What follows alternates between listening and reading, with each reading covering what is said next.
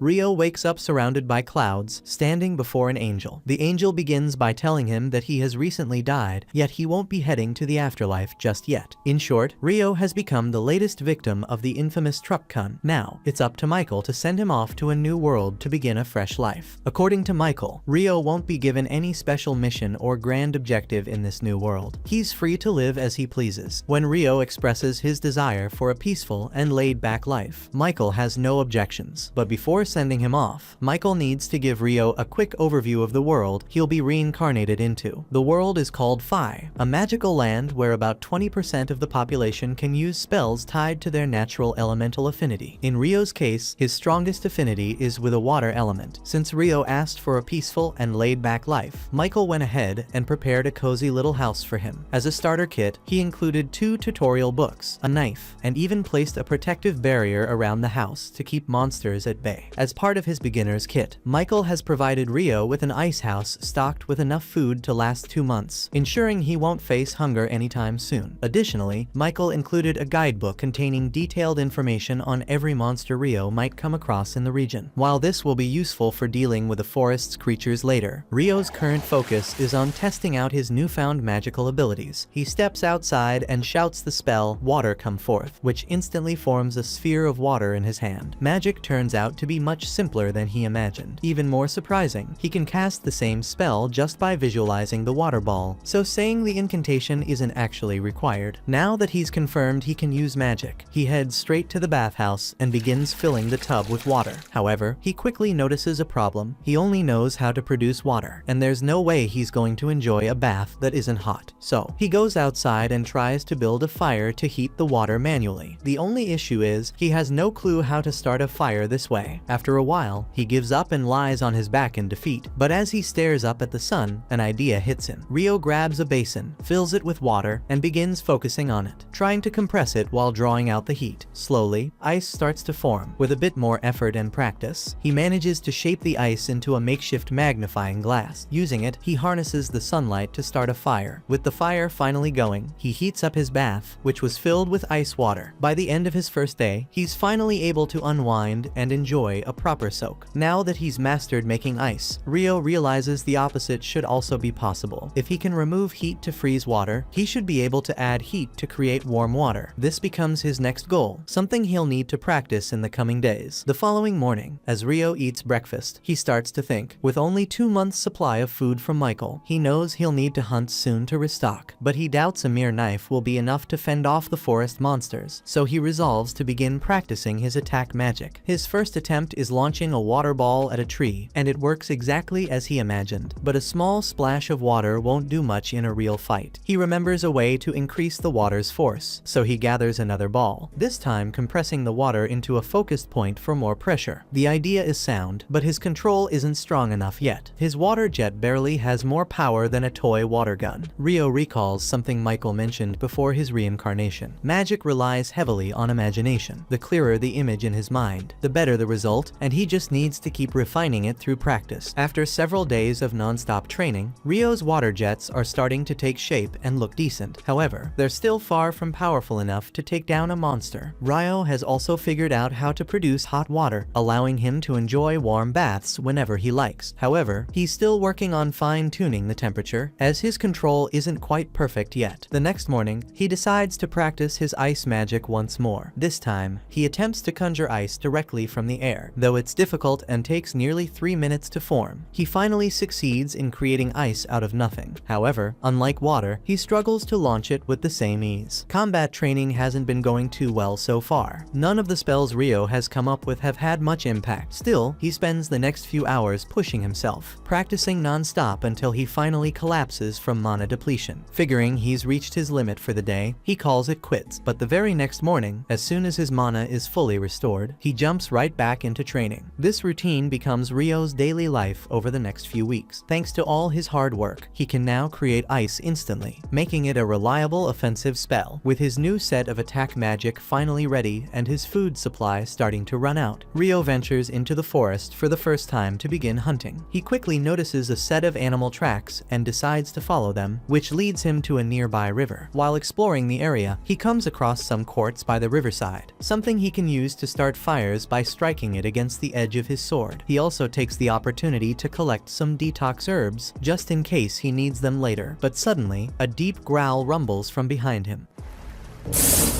When he turns around, he finds himself face to face with a lesser boar, and he freezes in place. The boar charges at Ryo, but this is his first life or death battle, so he panics. At the last possible second, he snaps to his senses and leaps sideways, barely dodging the beast's rush. However, the boar isn't finished. It turns, ready to attack again. Luckily, Ryo's mind clears just in time. As the boar charges toward him, he swiftly creates an icy path beneath its hooves, causing it to slip. Without wasting a moment, he summons several sharp ice spikes directly in the boar's path, stabbing it and killing it instantly. After butchering the boar, Ryo pulls out the monster guidebook to learn more about it. According to the book, the lesser boar is actually the weakest monster found in that forest. The guide itself is clearly intended for beginners, so most of the listed creatures are fairly simple. However, toward the end of the book, Ryo notices 2 additional pages that stand out. They look like they might contain something important. One of the pages describes dragons, immensely powerful creatures capable of wiping out entire cities by themselves. The guide strongly advises fleeing immediately if he ever comes across one, as fighting it would be hopeless. That said, outrunning a dragon isn't likely either, so running into one is game over. Another page mentions mysterious beings called Akuma, apparently a type of fallen angel. However, the book offers very little information about them. The book's only advice is simple: if you ever encounter one, you're as good as dead. The following day, Ryo heads out to hunt again. But while his guard is down, a giant assassin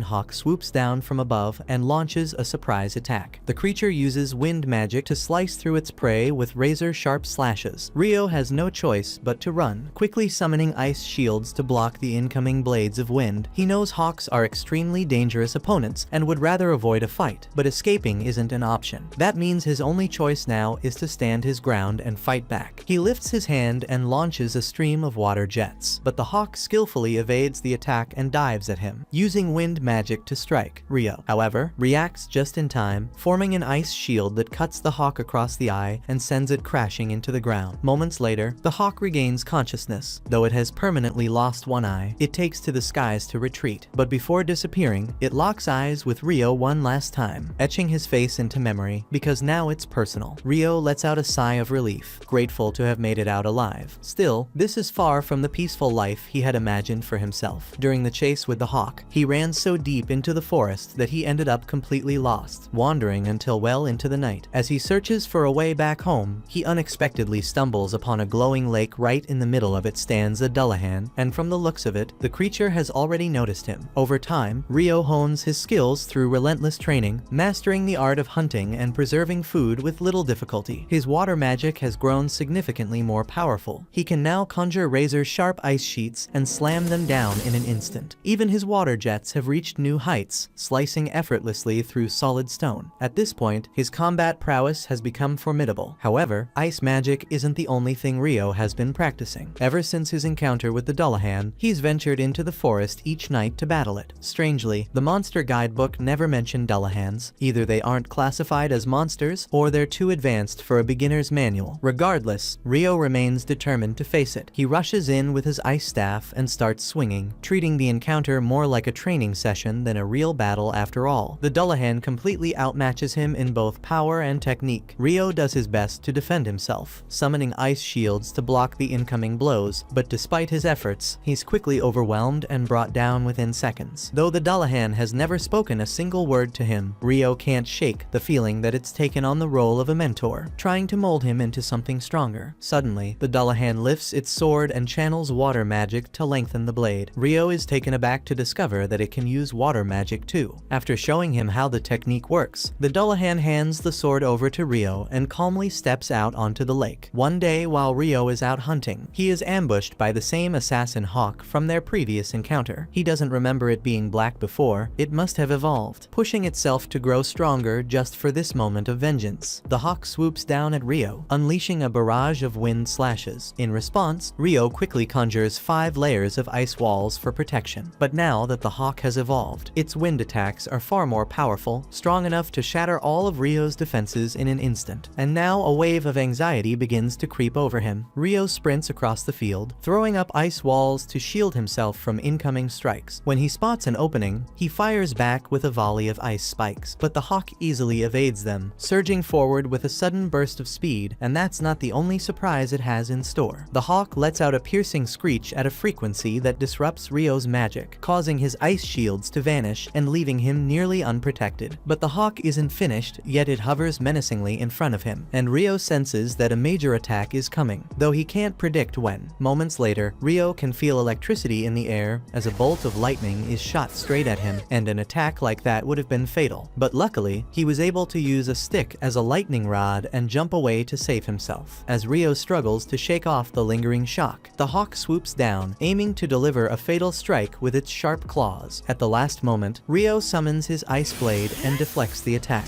They exchange several more blows, but Rio remembers his intense training with Dullahan, so he spots an opening in the hawk's guard and drives his sword straight through its neck. As the hawk crashes to the ground, Rio slowly walks toward it, feeling a sense of understanding. He knows what it's like. The hawk lost an eye because of him, and ever since, it's been driven by the need to prove it was stronger, pushing itself to evolve. But Rio has also been working hard to grow stronger, and in the end, despite everything, the hawk was still defeated. Afterward, Rio starts making his way home, but to his complete surprise, a dragon suddenly appears before him. Remembering what the book said about dragons being unbeatable, he's convinced this is the end for him, but to his surprise, the dragon speaks to him through telepathy. It doesn't seem aggressive at all. In fact, it explains that it's just passing through, searching for a black hawk that passed through the area. The dragon simply wants to know if Rio has seen it nearby. Relieved that the dragon isn't hostile, Rio quickly realizes it must be referring to the hawk he just defeated. Nervously, he apologizes and explains that the hawk attacked him first, leaving him no choice but to fight back and end its life. The dragon is in shock that a human like Rio was able to defeat a hawk, though he doesn't appear particularly bothered by it. What really catches his attention is the sword Rio carries. He immediately recognizes it as the Fairy King's blade. For the Fairy King to entrust such a weapon to a mere boy, Rio must have done something to earn his favor. The dragon has grown fond of Rio, and Rio, still lacking much knowledge about this world, was hoping to ask him some questions. The two end up chatting for several hours, well into the evening, but their conversation is eventually interrupted as the dragon says he must return home. Rio expresses his gratitude for the dragon's answers, and the dragon thanks him in return, saying it's been a long time since he's had such an engaging conversation. They part ways with a warm farewell, but meanwhile, up in heaven, Michael is going over the documents related to Rio's reincarnation when he suddenly spots something he had previously overlooked. It turns out Rio was granted a hidden trait, something Michael hasn't seen since he sent a girl to that world 10,000 years ago. In Rio's case, the trait is eternal youth, and Michael finds it rather unusual. Rio heads to the beach, craving salt grilled seafood, but he's shocked to see a giant shipwreck. He notices a man's dead body, which makes him feel sad, but then he suddenly hears another man's grunt, relieved and happy to realize someone is still alive. Abel remembers how the ship was destroyed by a giant sea monster, and when he wakes up, he's surprised to find himself alive. He looks around and sees his belongings placed next to the bed, so he grabs his sword and walks out of the house. Rio arrives and greets him. Abel is surprised that he couldn't sense him at all. Judging by the way Rio is dressed, he assumes Rio has nothing else to wear, but quickly realizes he shouldn't think poorly of the man who saved him. He introduces himself and thanks Rio for saving him, but Rio mentions that all he did was bring him home, so there's no need to thank him. He shares the sad news that, unfortunately, no one else survived. Abel realizes their bodies must have also washed ashore. He reveals that they were all smugglers, so Rio doesn't need to worry about them, but this shocks Rio. However, before Abel can say anything else, his stomach growls from hunger, so Rio invites him to lunch. While eating, Abel learns that Rio doesn't own any clothes, which surprises him, so he asks why he doesn't buy new clothes. But he soon realizes that since Rio has no money,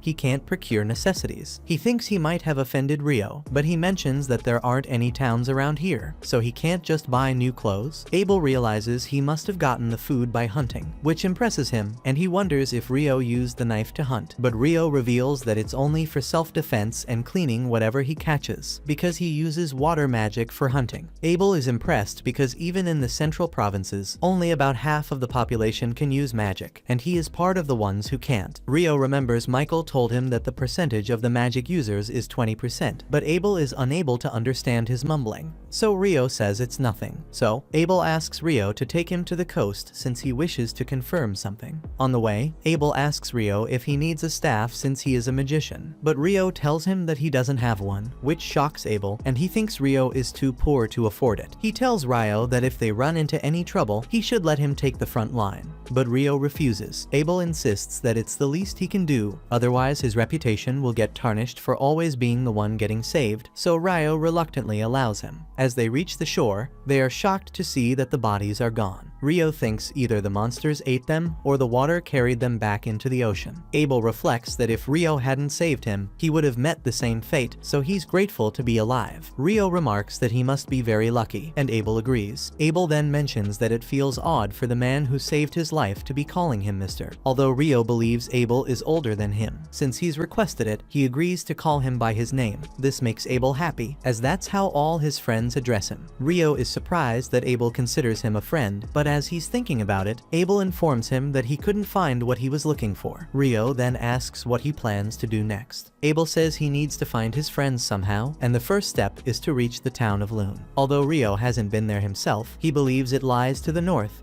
and that they'll need to trek across that side of the island. Abel then gets an idea and decides to recruit Rio as his guide. Rio agrees, on the condition that he gets at least one day to make his preparations. Rio realizes he won't be able to continue his dream of living a slow life. At night, when he tells Abel that he needs to bid farewell to someone, he is surprised since it's very late, but Rio mentions that the person is only available at this time. As he leaves, Abel remembers how he earlier said that no one else lived around there, but he thinks perhaps he wants to pay his respect to someone, and maybe he wasn't always alone on the island. But nonetheless, it's not his job to intervene in Rio's personal matters. Sometime later, we see that Rio has actually gone to bid farewell to the Dullahan, saying he will be leaving the forest of Rondo for a while, but he feels grateful for the training he has received that has enabled him to survive. He knows he will be away for a while, so he decides to use all his power in their last sparring session. Rio charges forward with full force, but the Dullahan easily deflects all his attacks, leaving him exhausted. Before leaving, the Dullahan gives him new clothes, which makes Rio very happy and promise to wear with pride. The next day, they finally begin their journey, and Rio wears his new outfit, which fits him perfectly, but on their way, they soon run into a lesser boar, so Abel tells him to stand behind him and observe. He charges at the boar, and activates the combat skill called Total Impalement, which creates a hole in the boar's abdomen, and it dies on the spot, impressing Rio. He wonders what sort of skill it is, so Abel thinks a magician like him must have seen it for the first time, but it's very common for swordsmen and other people who use weapons to fight. The next morning, as they resume their journey, Abel hears a sound, and they notice two lizards in the marsh. Abel thinks they'll be difficult to deal with in the water, so they decide to take another route to avoid them. As they move along the alternate path, Rio senses that the lizard folk are following them. He informs Abel, who realizes they have no other choice but to fight. Rio tells him that there are a lot of them, so he'll use his magic to take them out. Abel reminds him that he doesn't have his staff, but Rio simply chants a spell and kills them all with icicles, shocking Abel. Together, they take out all the lizard folk. After the fight, Abel asks Rio about the spell, noting that the wind magicians he knows can only cast a single spell per invocation. Rio suggests that maybe it's different for water magic. Before they resume their journey, Rio uses magic to summon water so they can stay hydrated. However, Abel notices that Rio used a different incantation than before, which makes Rio nervous, and he quickly changes the topic, saying Abel must be imagining things. After walking for a bit, Abel gives Rio a coin, and he's surprised to see it since it's his first time seeing this world's money. So Abel explains that it's a bronze florin, used in the kingdom of Knightly, where Loon is located. He further explains that in the central provinces, each mints their own coins, but they all use the same denominations, and Knightly is one of the three major nations, with the other two being the Debuhi Empire and the Handelu Federation. Rio finds the name Debuhi a bit strange, so Abel wonders if he has a problem with the nation. Rio clarifies that he just finds the name a little unusual. He explains that a nation's name is very important to its people, since they have to introduce themselves everywhere as being from Debuhi, which does sound odd. Rio admits he wouldn't like to introduce himself like that, and Abel thinks he's overthinking it a bit. After some time, they finally get out of the forest. But as they are walking, Abel notices a rock moving, so he gets ready to attack. But Rio creates an ice wall, which blocks the rock. Abel notes that they have been surrounded as they have stumbled into a rock golem's nest. But Rio is surprised to see the rock golems, since he always thought they were humanoid with arms and legs. Abel tells Rio to stay there while he charges forward towards the golems, but his total impalement attack has no effect on it, as it quickly regenerates itself, which shocks him. Rio tells him that he has an attack he wants to try, so Abel tells him to go ahead. Rio creates 10 layers of ice walls joined together and drops them over the golem to immobilize it. Abel is shocked to see such powerful magic, but Rio casually mentions that he's only taken out 2 golems so far and plans to do the same with the rest. Soon they take out most of the golems and only one remains, but surprisingly it isn't moving. So Rio thinks perhaps they draw energy from the ground, and since it's flipped over it can't draw energy from Earth. Just then, Abel notices a big magic stone attached to its bottom, which makes him happy, but he wishes he could collect it from the rest as well. But unfortunately that won't be possible now. On their way, the duo notices a giant hippo sleeping, and Rio wonders if Abel wants to slay it. But Abel has no such ambitions. He reveals that he's never seen it in person, but it appears to be a behemoth. Suddenly, they notice several wyverns approaching, which excites Rio. They'll be able to witness a monster battle from the front row. Abel thinks the behemoth is at a disadvantage, but Rio believes it won't go down so easily. As the wyverns begin to attack, the behemoth gets up and lets out a loud screeching sound that knocks them out, making the wyverns fall to the ground. Rio explains that it used magic negation. At night, as they set up a fire to cook their meal, Rio jokes that he was hoping for a match between Abel and the behemoth, but Abel tells him that's not happening. He mentions that he's heard of traps in dungeons with similar effects, but he's never actually seen magic negation before. Hearing the word dungeon excites Rio, and Abel wonders if Rio wants to hear more about them. Rio says he would like to visit a dungeon himself, so Abel tells him that there's only one dungeon in the central provinces, and luckily, it happens to be in the town they're headed to. Rio jokingly asks why Abel has been hiding this information from him, prompting Abel to get defensive, saying he didn't know he was so interested in dungeons. Rio continues teasing him, asking if he's kept any more important information from him. So Abel asks if he knows about elves and dwarves. Rio tells him that he doesn't, so Abel informs him that dwarves are skilled smiths